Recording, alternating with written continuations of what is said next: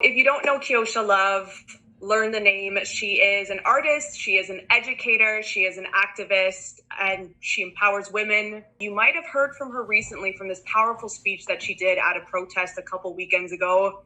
First of all, Keosha, thank you so much for taking some time to chat with us. Thank you for having me. I'm really excited to start this conversation. And I think that the conversation that we're having right now, although they're uncomfortable, are really important. Before we get into it, because we want to talk about becoming a better ally, one of your areas of expertise is you focus on mental health and mental wellness. So how are you?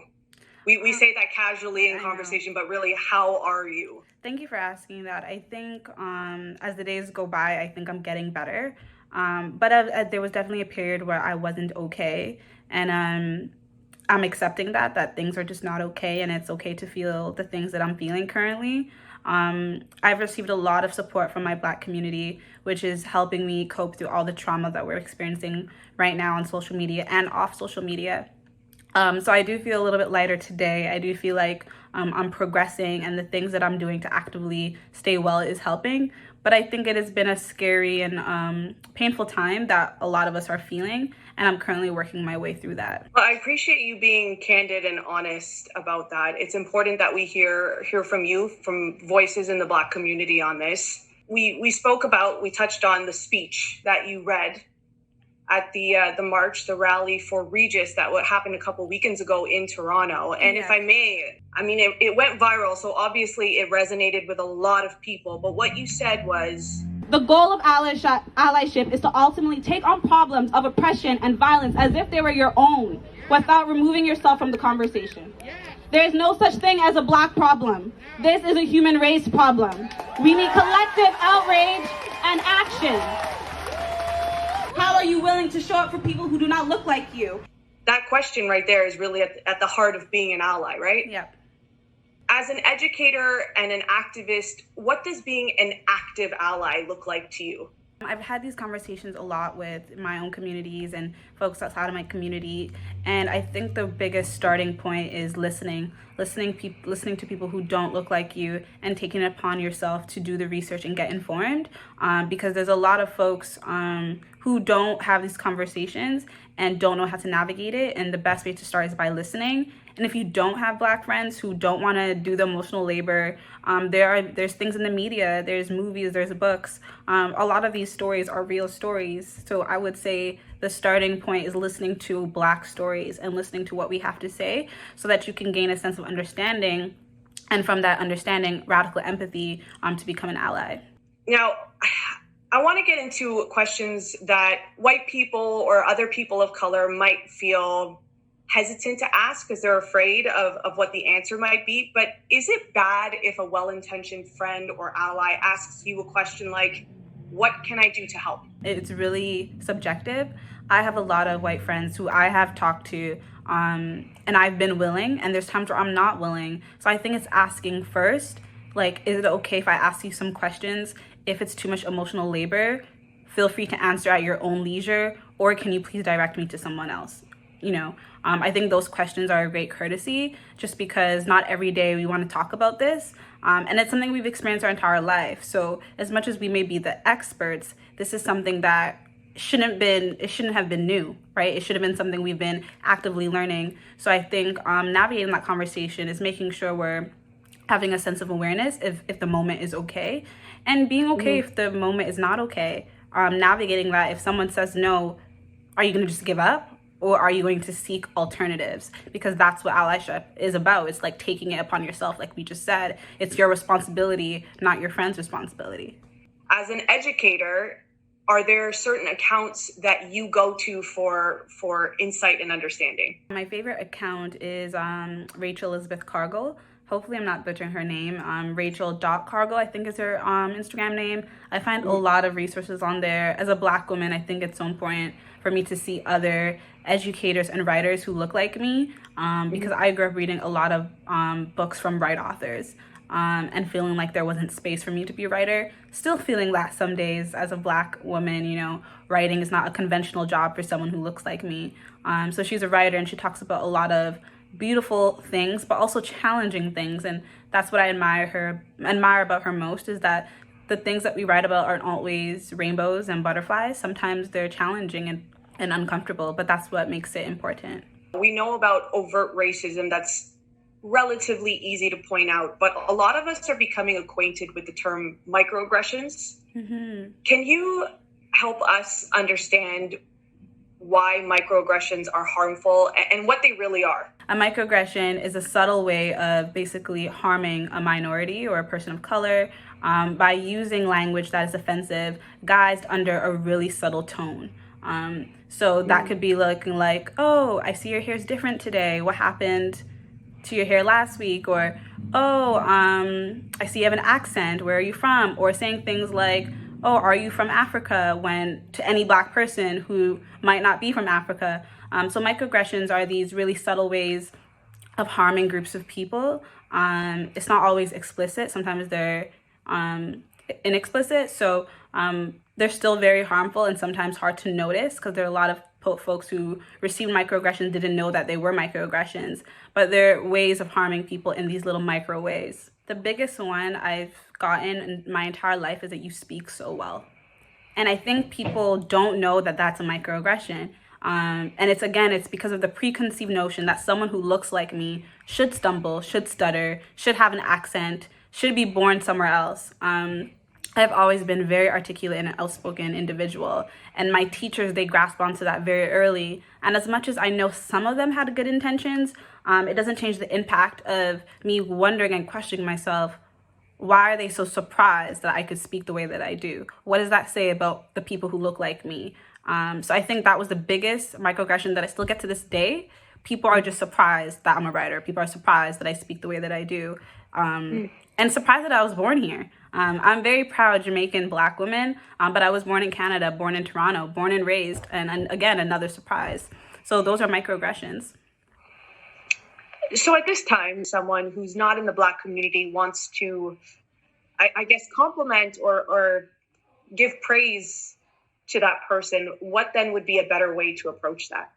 I think it shouldn't be coming off as a surprise. I think if you want to compliment me the way that I speak, 100%, you're more than welcome to. I think that's anyone would love to hear that. You know what I mean? Especially as a writer and someone who's been doing the work for a long time. But I think the key here is it shouldn't be coming off as surprise or almost like, where did you learn that? You know what I mean? Like I think we should just be aware of tone and where our compliment is actually coming from. Is it a compliment? Or is that a challenge? You know what I mean? So being very mindful of tone and our intent of that compliment or question. A lot of people who are hoping to become better allies are now starting and continuing to have these conversations that might be really uncomfortable with family, friends, people on their social media commenting when you post something in support of Black Lives Matter. So if you're comfortable with this, with your help, I want to create a guide for people on how to respond in these situations as an ally. Yeah, 100%. I've actually created 7 ways to practice allyship for Black communities. I created that online. I'm more than willing to send that resource over. One that's very rampant still, and it's infuriating, but when people say, yes, Black lives matter, but all lives matter. Mm-hmm. What's a response that an ally can provide in that situation? The reason why we say Black lives matter is because all lives cannot matter until Black lives matter. And that's the best way that I think allies can use that to navigate that really weird response, because I think no one has ever said that Black lives matter means other matters don't. The reason why it exists is to say that all lives clearly don't matter, because if it did, this wouldn't be happening. So 100% all lives matter, but it cannot matter until Black lives do. When someone says, I'm not racist, I love Black culture, I listen to Black artists, I read Black authors, my role models are Black, I have Black friends. It's one thing to be not racist yourself, but are you anti-racist? So are you being complicit to the people around you who are making slurs or making microaggressions to your peers? Because you might be in Black communities and have Black friends, but you're complicit when you stay silent. You know, you're part of the problem when you choose to not stand up for Black people, or when you choose to stay quiet when someone's clearly being harmful in their language. So I don't think it matters if you've grown up in a Black community, or if you have Black friends or Black brothers and sisters. It's about how you show up for us. You know, it's about how you show up, how you speak up for us. Because it's not about just being racist, it's about being anti-racist. So that means calling your peers out, no matter how uncomfortable.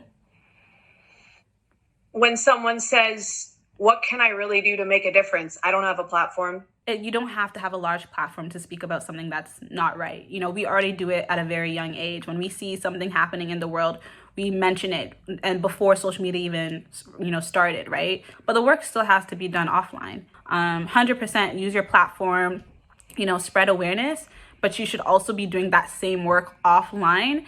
Whether you have 2 followers or 100 followers, you don't need followers to talk to your family. And we're hearing this one a lot, even from our politicians, the racism isn't nearly as bad in Canada as it is in the US. How do you respond as an ally to something like that? I say Canada is not innocent. I think a lot of the things that we experience in Canada is just not seen. It's not as visible compared to what, Black Americans are experiencing.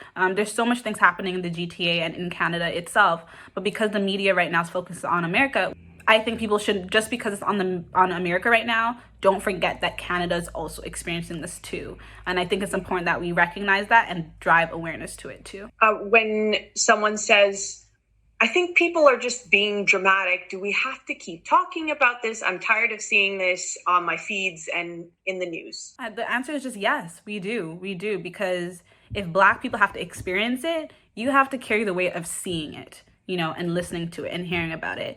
As I mentioned in my speech, this isn't just a Black problem. It's a human race problem. We wear it, we feel it, we breathe it. This is our entire lives. Now you are also going to take it upon yourself to listen, to hear, and make it your problem too. So yes, you do have to listen. And if you're tired, so are we. But we don't get the liberty to tap out.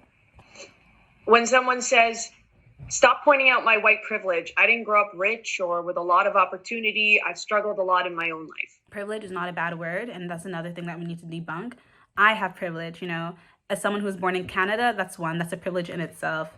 2, English is my first language, a privilege in itself. 3, I'm cisgendered. I was born as a woman and I identify as a woman. I will never be able to relate to a trans person's life, another privilege in itself. 4th, I'm able-bodied. Are these things that make me harmful? No, it does make me harmful if I'm using my privilege to harm others, right? So if I'm saying, ableist things to somebody, I'm being harmful. If I'm saying transphobic things to a trans person, that's harmful. So it's just like privilege is not a bad thing. We all have it. It's not all about being rich. It's not just about being white.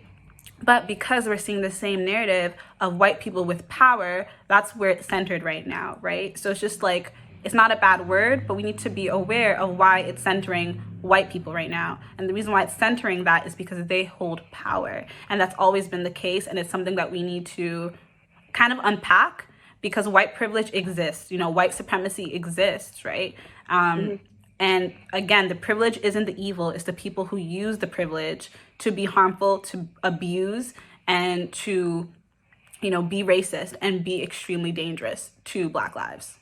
When someone says, and I don't know about you, but I have seen this a lot on my social feeds, I support the peaceful protests, but not the riots and not the looting. I would say for them to take a step back and empathize a bit.